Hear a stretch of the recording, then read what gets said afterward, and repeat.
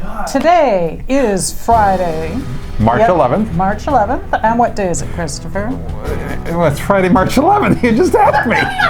No, it's the sit on the couch. Oh, no. What are we doing here?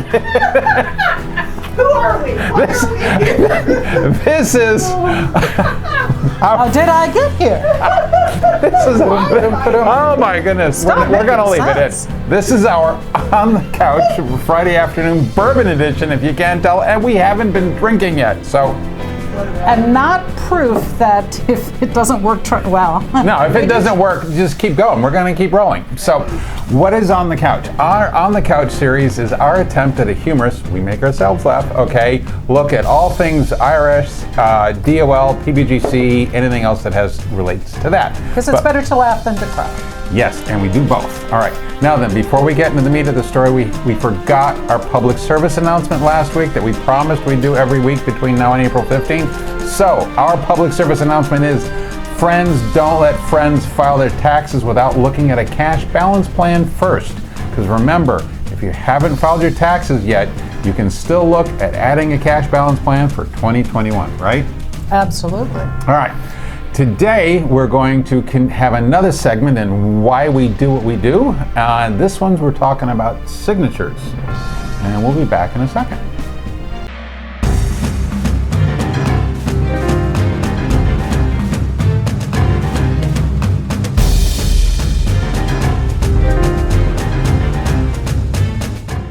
And we're back, yes. Okay, but before we get into the meat of the story, what's the next segment?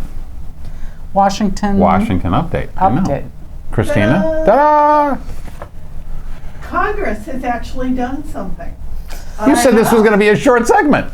Well, I'll make it short. Okay. Okay, they passed the Consolidated Appropriations Bill for 2022. The House passed it on March 9th. The Senate passed it on March 10th. When have you seen anything go that Holy cow. fast? Yeah? I don't know. So all this means is that they will not be shutting down the government. Oh, okay. At the end of the fiscal year. We have until November to start that whole rigmarole again. So it's passed, but unfortunately, none of the provisions of Secure 2.0 were included. Apparently, there are so many options out there that have been proposed by different Congress people that and I won't vote for yours if you don't vote for mine, and it's just... They're spoiled for choice. Yes. Or just spoiled. And then we talked a little bit about cryptocurrency. Yes. And the DOL has come out with EBSA has come out with their opinion that cryptocurrency does not belong in a retirement plan. And the reason why? A lot of reasons. Was it why. basically what we talked about last week? Yeah, it's hard to track. Yeah. Who has the password? Where's the asset? Where are the assets? How is it valued? The whole rigmarole. Yeah. Okay. All right. Well, thank you very much, Kristina. All right. So this is our third segment in why we do what we do. The first one was non-discrimination testing. Why do we do it? Number two was why a TPA's work is more than just filling out a 5500. And today, why do we care about signatures? We got a little clip for you. In 1935, Franklin D. Roosevelt put his signature on the Social Security Act. This Social Security measure gives at least some protection to 30 millions of our citizens who will reap direct benefits through unemployment compensation, through old age pensions, and through increased services for the protection of children and the prevention of ill health. All right. So, and we are back. Now then, hopefully you found that clip a little educational. All right. Katherine, what are some big things that you can think of that they made a big deal about signing? The John Hancock on the Declaration of Independence. Correct. Magna Carta. The Magna Carta. Right. Okay. Now then, and on a more personal level? Well, it was our marriage certificate. That's true. And what do we buy? Well, when you buy a house. When you buy a house, there's a lot of signing. And nobody just takes your word for it. They want your signature. Exactly. Good point. And what did your parents do? Well, they got divorced. They got You the have to divorce. sign it. You got to can't just sign phone something, that right? one in. So now, would any of those things have been valid without a signature?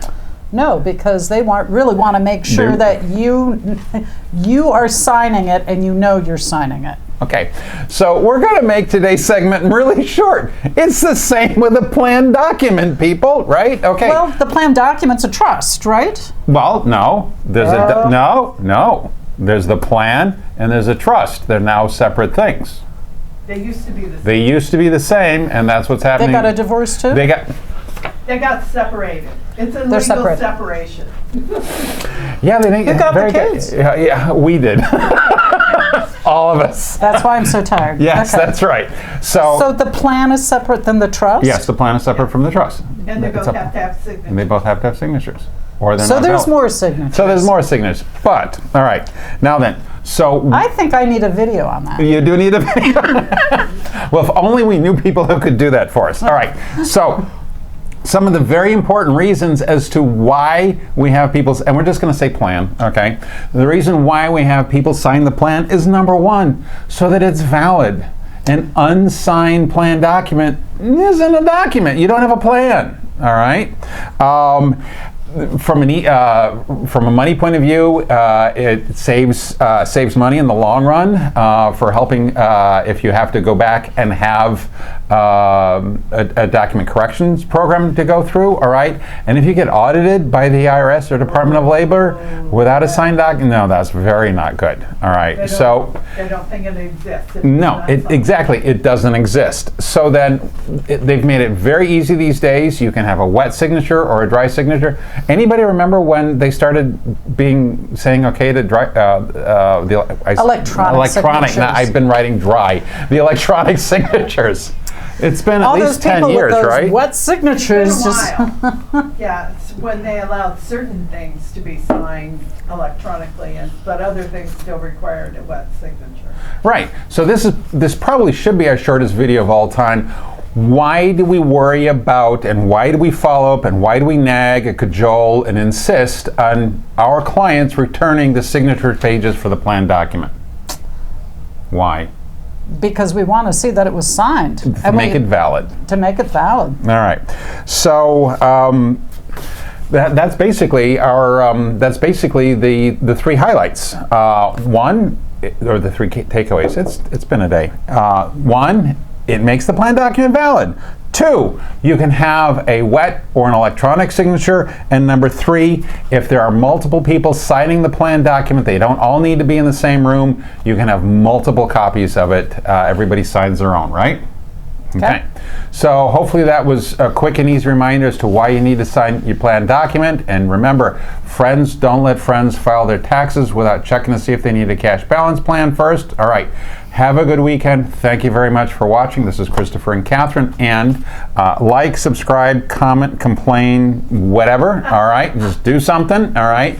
Wash the dishes. Okay. And it's sales at hunterbenefits.com or hunterbenefit.com. Take care. Here's looking at you.